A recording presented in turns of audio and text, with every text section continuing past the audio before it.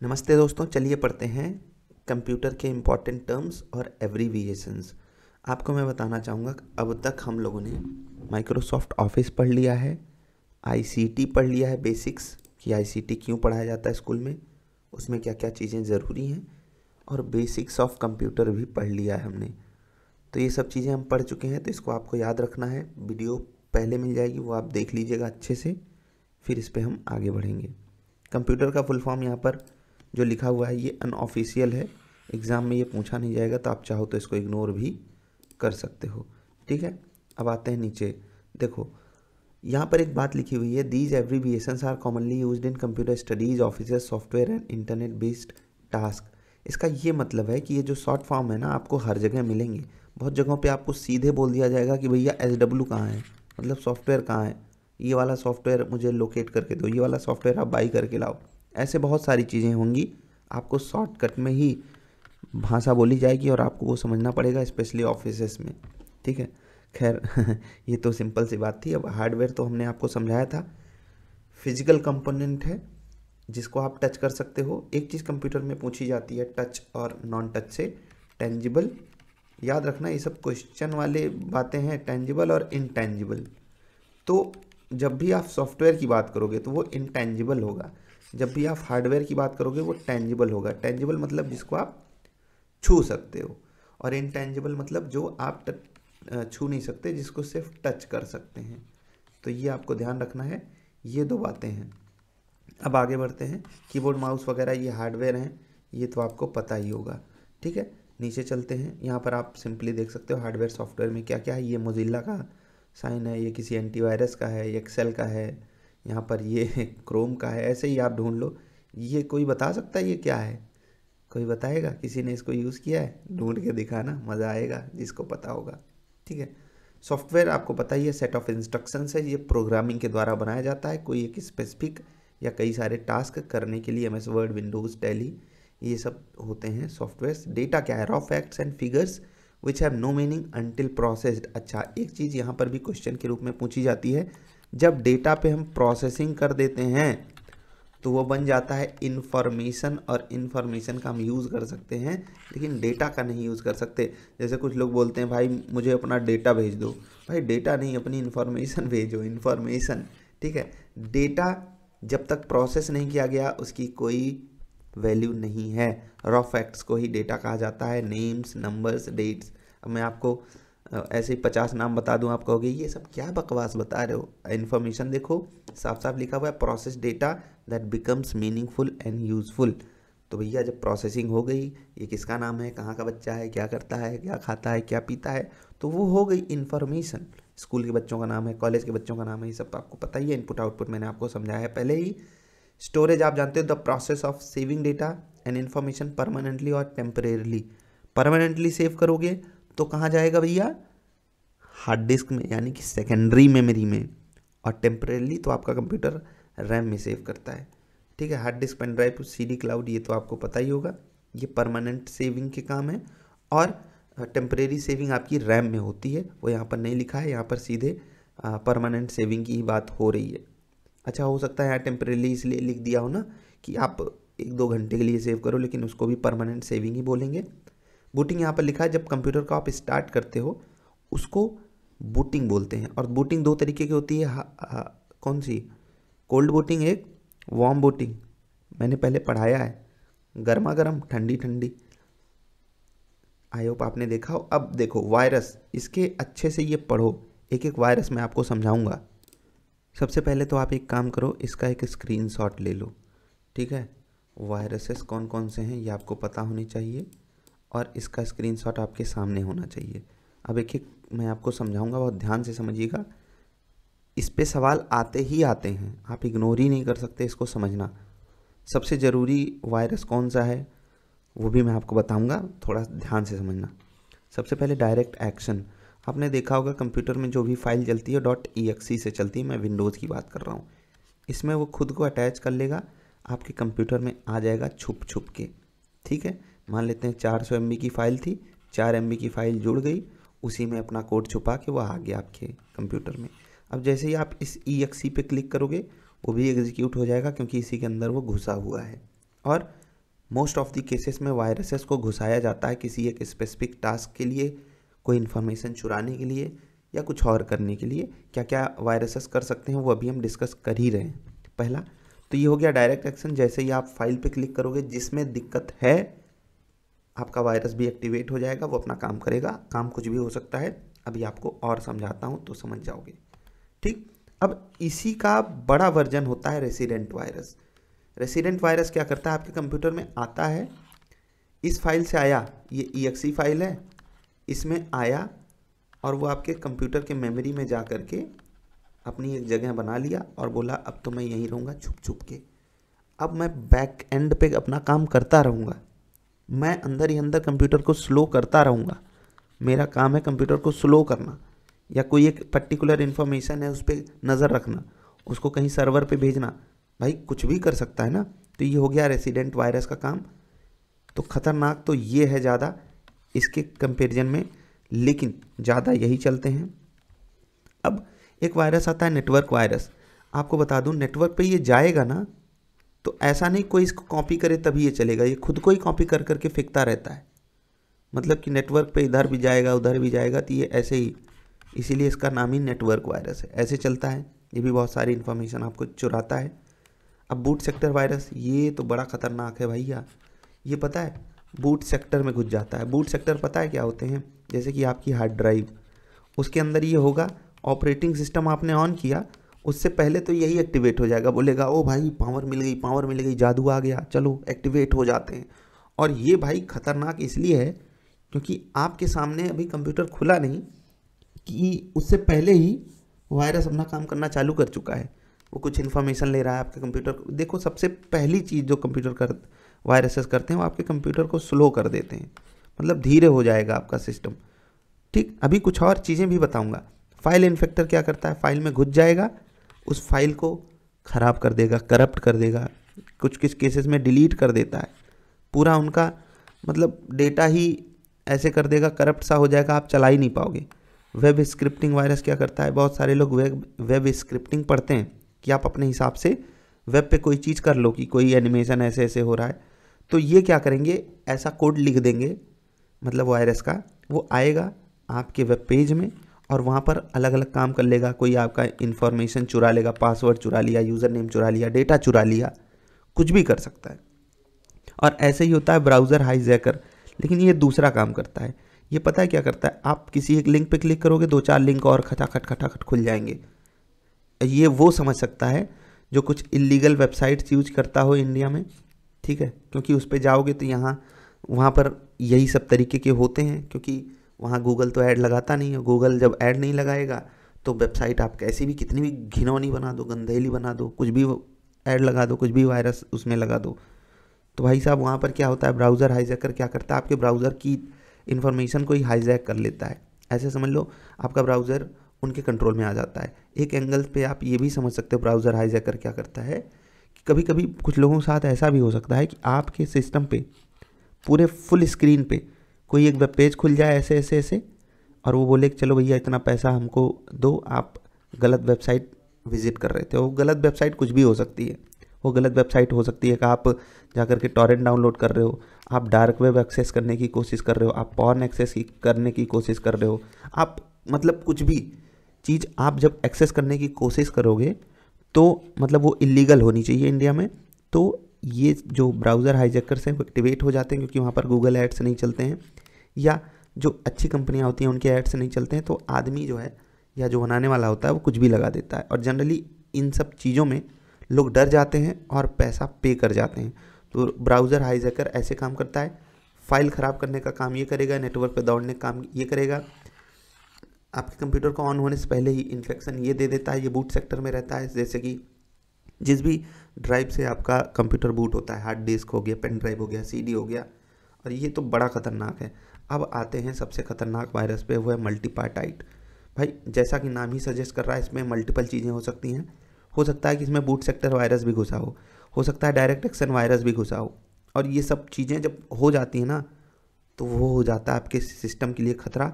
समझ लीजिए कि इसमें सिर्फ सिस्टम ही क्रैश कर जाता है, या फिर सिस्टम लॉक कर दिया जाता है, आपसे रैंसमवेयर डिमांड किया जाता है, अब आप कहोगे कि मेरे साथ क्यों नहीं हो जाता, मेरे पास भी तो कंप्यूटर है।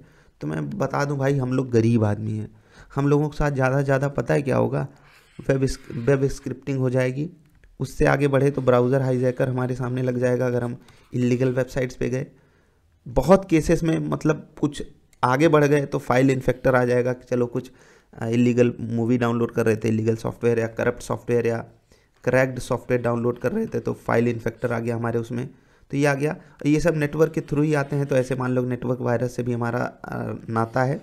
लेकिन ये तीनों जिसका पाला पड़ गया इन तीनों से, ठीक है, वो तो भाई समझ लो कि बड़ा खिलाड़ी है, उसको बड़े लोग टारगेट कर रहे हैं। स्पेशली ये वाला अटैक बहुत महंगा होता है, तो जनरली लोगों को टारगेट करके किया जाता है। अब मान लो कि किसी एक बंदे को आपको टारगेट करना, वो अरबपति आदमी है, तो आप ये वाला वायरस यूज़ करोगे ना भाई, आप रिस्क नहीं लेना चाहते छोटी मोटी चीज़ें करके, नहीं तो वो और सेफ हो जाएगा। और ये जो ब्राउज़र हाईजैकर होते हैं, वेब स्क्रिप्टिंग होते हैं, ये प्लेटफॉर्म इंडिपेंडेंट होते हैं। एंड्रॉयड में भी वो वही गंदा काम करेंगे और विंडोज़ में भी, मैक में भी, हर जगह। लेकिन जो बूट सेक्टर वायरस होते हैं, ये स्पेशली बनाए ही जाते हैं स्पेशल मतलब प्लेटफॉर्म्स के लिए, जैसे कि मैक के लिए अलग रहेगा, विंडोज़ के लिए अलग रहेगा, और मल्टी पार्टाइट भी लगभग उसी तरीके से चलता है। डायरेक्ट एक्शन तो भैया जो आपका फाइल फॉर्मेट होगा उसी पे तो वो एक्शन लेगा, तो उसी हिसाब से उसको बनाया जाता है कि उसमें घुस जाए।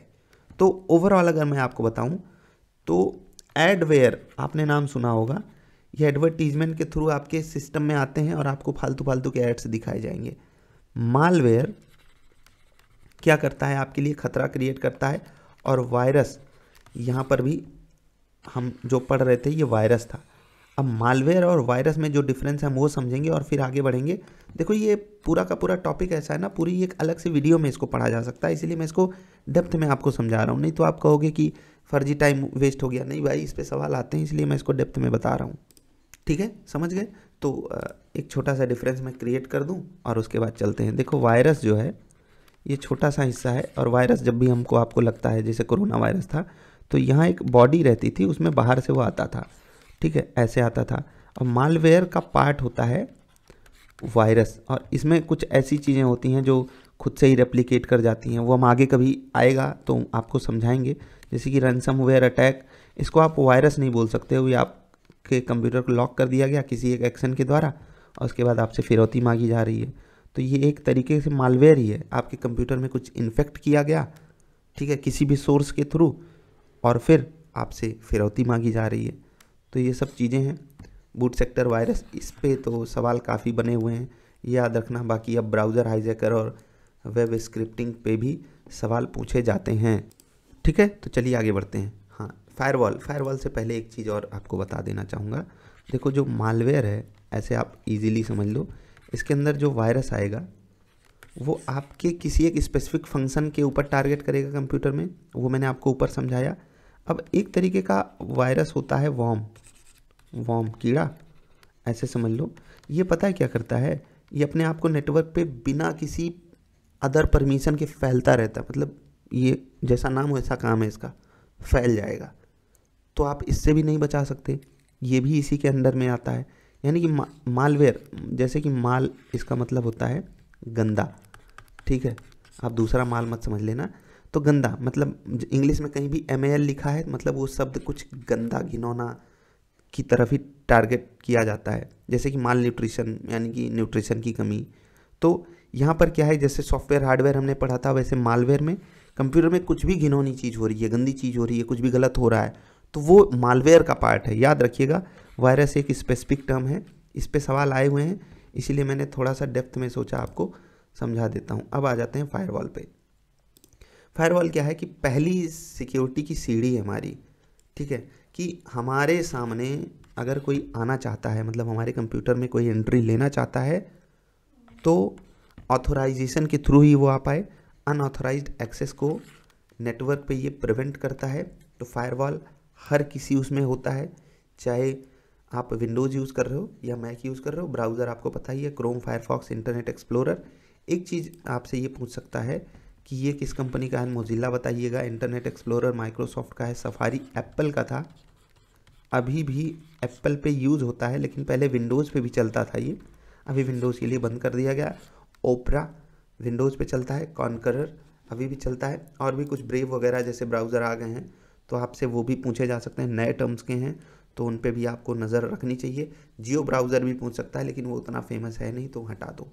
क्लाउड कंप्यूटिंग आसान है, आप में से कई सारे लोग इसका यूज़ भी करते होंगे। Technology that allows data and software to be stored and accessed over the internet instead of local computer. आपके कंप्यूटर में वो डेटा नहीं होगा, कहीं और होगा, और आप उसको एक्सेस कर रहे होगे, जैसे कि यूट्यूब की वीडियो, ठीक है। ऐसे ही आप अपनी गूगल ड्राइव पे कुछ चीज़ें रख देते हो और उसको कहीं भी यूज़ कर लेते हो। डेटाबेस बड़ी कंपनियां बनाती हैं, आप भी अपना बना सकते हो, लोकल पे भी बना सकते हो, सर्वर पे भी बना सकते हो, वो आपके ऊपर है। वेबसाइट की फाइल्स यहाँ पर होंगी, वेब होस्ट सर्वर होगा, इंटरनेट के थ्रू आपसे ये कनेक्टेड होगा, ठीक है। तो यहाँ से कुछ खास क्वेश्चन आएगा नहीं, जिनको डीप में कंप्यूटर पढ़ना है उनको कभी और समझाऊंगा, लेकिन यहाँ से जो आपसे सवाल बनेगा वो यही कि डेटाबेस क्या है, तो आप बता दोगे कि वहाँ पर कलेक्शन ऑफ डेटा होता है, और एक एंगल से बता दो रिलेटेड डेटा होता है, ऐसा नहीं कि कुछ भी कहीं भी रख दो।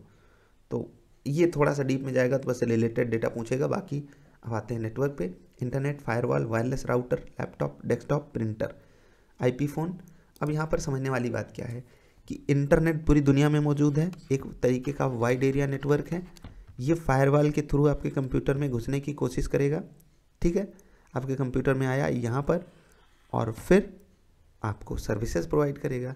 तो ये ऐसे इंटरनेट की वर्किंग होती है। इस पर भी कुछ डीप क्वेश्चन आपसे ही हमारे इसमें पूछेगा नहीं, इसलिए मैं डीप में नहीं जा रहा हूँ। सर्वर क्या करता है, अभी मैंने पीछे बताया, कंप्यूटर दैट प्रोवाइड सर्विसेज और resources to other computers in a network. ऐसे मान लो कि एक बड़ा सामने यहाँ पर कंप्यूटर बना लिया, इसका नाम दे दिया सर्वर, और यहाँ से छोटे छोटे छोटे छोटे छोटे छोटे छोटे छोटे छोटे छोटे छोटे छोटे हमारे आप जैसे बहुत सारे कंप्यूटर्स हैं जिनको कुछ ना कुछ डेटा चाहिए, सब इसी से कनेक्टेड हैं, ठीक है। जैसे मान लो कि ये सर्वर मान लेते हैं, ये एमआरएस की फॉर्म फिलिंग की वेबसाइट का है, या एमआरएस की रिजल्ट चेकिंग वेबसाइट का है, जहाँ आप सबका नाम आएगा, ठीक है, और भगवान करे सबका नाम आ जाए, तो सब यहीं से कनेक्ट होंगे ना।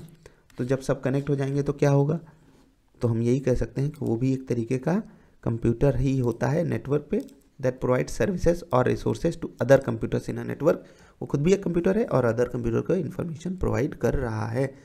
CPU, LU, CU, RAM, ROM, HDD, SSD, USB, SSD तक हमने बात की थी, सॉलिड स्टेट ड्राइव पीछे, तो आई होप आपने वीडियो देखी हो। USB का फुल फॉर्म पूछता है, USB आपकी जो पेन ड्राइव होती है उसको बोलते हैं यूनिवर्सल सीरियल बस, इसका नाम होता है। कई लोग इसमें कंफ्यूज होते हैं। लैन का आपको फुल फॉर्म पता है, वैन भी पता है। लैन होता है लोकल एरिया नेटवर्क, वैन wide area network, WiFi wireless fidelity, काफ़ी बार इसका फुल फॉर्म ही पूछ लिया है। IP internet protocol, URL uniform resource locator, www world wide web, HTTP hyper text transfer protocol, S secure के लिए यूज किया जाता है। HTML है hyper text markup language. PDF portable document format. इस पर काफ़ी सवाल बनते हैं कि ऐसा कौन सा फॉर्मेट है जो हर जगह किसी भी सॉफ्टवेयर में, किसी भी मैक में चलाओ, विंडोज़ में चलाओ, एंड्रॉयड में चलाओ, लिनक्स में चलाओ, वो चल जाएगा, तो होता है PDF। ऐसा फाइल फॉर्मेट पूछता है आपसे, ठीक है। ISP internet service provider, DNS domain name system, GUI graphical user interface, CLI command line interface, AI artificial intelligence, ICT आपको पता ही है, BIOS basic input output system, VPN virtual private network, DNS domain name system, FTP file transfer protocol, IoT internet of things. अच्छा, IoT से एक सवाल आपसे पूछेगा कि जब भी छोटी छोटी छोटी छोटी डिवाइसेस इंटरनेट से कनेक्ट कर जाएं, मतलब छोटी छोटी थिंग्स इंटरनेट से कनेक्ट हों, छोटे छोटे छोटे छोटे टास्क करने के लिए, उसी को बोला जाता है क्या, इंटरनेट ऑफ थिंग्स, ठीक है। तो अब आगे बढ़ते हैं। मालवेयर, हमने अभी इसका डिस्कशन किया था। कोई भी सॉफ्टवेयर जो सिस्टम को हानि पहुंचाए वो मालवेयर है, उसके अंदर वायरस भी आता है, याद रखिएगा। Cloud storage, online data storage via internet, हम क्लाउड पे अपना डेटा रख देते हैं ना, गूगल ड्राइव वगैरह पे, तो ये हो गया क्लाउड स्टोरेज। अब साइबर सिक्योरिटी पे आते हैं। ऑनलाइन खतरे जो होते हैं उससे बचाना साइबर सिक्योरिटी होती है, खुद को दूसरों को। Algorithm, step by step procedure होता है किसी भी प्रॉब्लम को सॉल्व करने के लिए।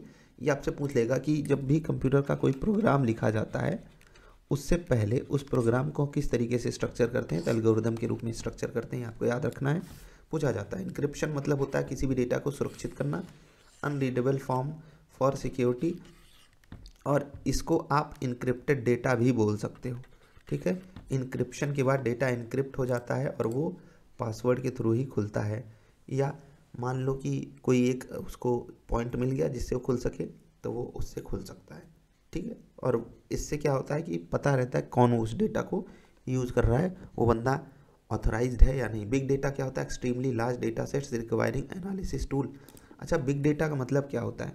गूगल बिग डेटा पे काम करता है, फेसबुक बिग डेटा पे काम करता है, इतना सारा डेटा है, ठीक है। और आपको ये पिद्दू सा एक डॉट की इन्फॉर्मेशन चाहिए, तो यहीं से आपके कंप्यूटर में आएगा ना। तो ये पूरा का पूरा डेटा सेट्स है, इसको हम एक साथ कंबाइन कर लिए हैं। और ज़रूरी नहीं सिर्फ इतने की इन्फॉर्मेशन हो, जब इस पे हम एनालिसिस करते हैं तो पता चलता है कि इसी में कोई परमुटेशन कॉम्बिनेशन लगा के लोग इन्फॉर्मेशन मांगते रहते हैं, तो हो सकता है 100x पे ये इन्फॉर्मेशन दे रहा हो। क्योंकि यहाँ पर क्या हुआ है, जो लार्ज डेटा सेट्स हैं उस पर खूब सारा एनालिसिस करती हैं कंपनियाँ, तो बहुत सारे सर्वर वो इसी तरीके से बना देती हैं कि वो मतलब जितने बड़े होते हैं उससे भी ज़्यादा लेवल पे वो काम करते हैं। क्लाउड सर्वर आसान है, server accessible via the internet. Cache memory, high speed memory जो सीपीयू और रैम के बीच में होती है, स्पेशली ये सीपीयू में अटैच्ड होती है, तो इसको बोलते हैं, मैंने उसको आपको बताया हुआ है। इंपॉर्टेंट टर्म्स जो यूज़ होते हैं, आईसीटी का फुल फॉर्म पता है। Increases technical vocabulary for academic and professional use, improves accuracy while learning computer applications. अच्छा, ये आईसीटी की बात हो रही है क्या? अच्छा, कंप्यूटर के टर्म्स को जानने में क्या सुविधाएं हैं, मतलब फ़ायदे क्या क्या हैं, तो वो आप यहाँ से देख सकते हो। स्पेशल पॉइंट्स आप यहाँ से नोट कर सकते हो, ये है।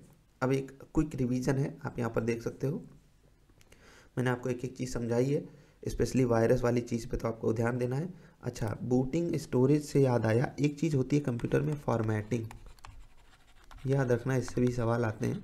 पूछता है फॉर्मेटिंग क्यों की जाती है? डेटा को वाइप करने के लिए। वाइप का मतलब होता है साफ़ करने के लिए, क्लीन करने के लिए। मान लेते हैं कि आपके कंप्यूटर में हार्ड ड्राइव में बूट सेक्टर वायरस आ गया, आप कुछ नहीं हो सकता, आपका कंप्यूटर रीसेट करना पड़ेगा। तो बहुत सारे केसेस में आपको जो हार्ड डिस्क होती है उसको फॉर्मेट करना पड़ता है, आपको पेन ड्राइव फॉर्मेट करना पड़ता है। जो पुराने खिलाड़ी होंगे उनको ये बात पता होगी। और जब हम फॉर्मेटिंग करते हैं तो हमारे हार्ड डिस्क में सेक्टर्स बनते हैं, इस पे सवाल आते हैं, याद रखना। सेक्टर्स बनते हैं, तो फॉर्मेटिंग के थ्रू ही सेक्टर्स बनाए जा सकते हैं। ऐसे आप एग्जिस्टिंग सेक्टर्स को इधर उधर चेंज नहीं कर सकते, लेकिन जब आप फॉर्मेट करोगे आपके कंप्यूटर में सेक्टर्स बन जाते हैं। जनरली जब 1 TB की हार्ड डिस्क होती है तो एक सेक्टर बनता है 512 बाइट्स का। इतने डीप में नहीं पूछेगा, लेकिन आपको ये इन्फॉर्मेशन पता हो तो वेल एंड गुड। वायरस क्या है पता है ना? मेलिशियस प्रोग्राम है दैट डैमेजेस डेटा। और मालवेयर क्या है? वो सॉफ्टवेयर है, या ऐसे मान लो मालवेयर बड़ा टर्म है, वायरस छोटा टर्म है। फायरवॉल आपको सिक्योरिटी प्रदान करता है। ब्राउज़र क्या करता है? ब्राउज़र क्या करता है वो मुझे नहीं पता, आप बताओगे। डेटाबेस क्या करता है? कलेक्शन करता है रिलेटेड डेटा का। बाकी क्लाउड इंक्रिप्शन, मालवेयर, हाँ, software design to harm a computer. हमारे कंप्यूटर में कभी कभी मालवेयर आ जाते हैं किसी वीडियो फाइल के थ्रू अटैच होके, सॉफ्टवेयर फाइल के थ्रू अटैच होके, उससे आपको खुद को बचाना चाहिए। ये हो गया आपके लिए रिवीजन। यहाँ पर HTTPS यूज़र मतलब याद रखना, सिक्योर, ये काफ़ी बार पूछा जाता है। HTTPS में सिक्योर क्या है? Hyper text transfer protocol. जब भी कोई वेबसाइट आप खोलते हो उससे पहले ये लगा होता है, और वेबसाइट बनती है HTML पे, ये भी क्वेश्चन पूछ लेता है। पोर्टेबल डॉक्यूमेंट फॉर्मेट, ये होता है फुल फॉर्म PDF का। प्लेटफॉर्म इंडिपेंडेंट होता है ये, ठीक है। इंटरनेट सर्विस प्रोवाइडर जैसे कि जियो, एयरटेल वगैरह आपकी सर्विस जो प्रोवाइड करते हैं।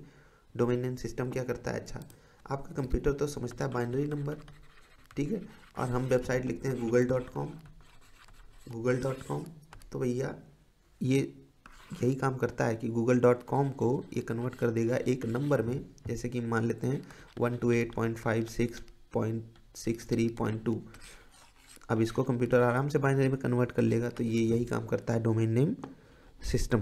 तो ये भी आपसे पूछ सकता है। GUI, CLI, AI ये सब पता ही है। ICT बायोस पता है। अच्छा, बायोस के बारे में एक बार और डिस्कस कर लेते हैं। बाइनरी इनपुट आउटपुट सिस्टम होता है। आपके कंप्यूटर में मान लेते हैं कि OS ही ना हो तो भी आपका बाइनरी इनपुट आउटपुट सिस्टम चलता रहेगा। आप अपने कंप्यूटर में कुछ छोटी मोटी चीज़ें देख सकते हो, ठीक है। जब आपके कंप्यूटर में कोई OS नहीं है फिर भी फंक्शन कीज़ में कुछ F8, F12, F10, F2 ऐसे करके आपको दबाना होता है। जैसे ही कंप्यूटर की पावर बटन दबाओ तो आपका बायोस प्लेटफॉर्म खुल जाता है। खैर, इसके बारे में ज़्यादा मत जानिए, लेकिन कभी कभी पूछ लेता है थोड़ा सा डीप में जाके। अच्छा, वीपीएन आप में से बहुत सारे लोग यूज़ करते होंगे कुछ अलग अलग आइडेंटिटी छुपाने के लिए, कुछ अलग अलग वेबसाइट्स ब्राउज़ करने के लिए। तो ये भी लिखा तो हुआ है सुरक्षित नेटवर्क कनेक्शन प्रदान करता है, लेकिन ऐसे समझ लो कि आपकी आइडेंटिटी ये छुपा लेता है, क्योंकि एक और बीच में लेयर ये बना देता है जिससे आपको ट्रैक ना किया जा सके। किसी भी फाइल को जब भी आप सेंड करते हो इधर से उधर तो FTP यूज़ होता है। IoT मैंने आपको बता दिया।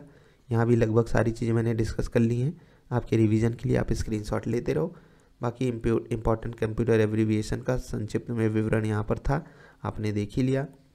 हम अब चलेंगे कंप्यूटर नेटवर्क पे, लेकिन ये होगा अगले पार्ट में। तो अभी तक की चीज़ों को आप रिवाइज कर लो, अगले पार्ट में हम फिर से आएंगे। नमस्कार।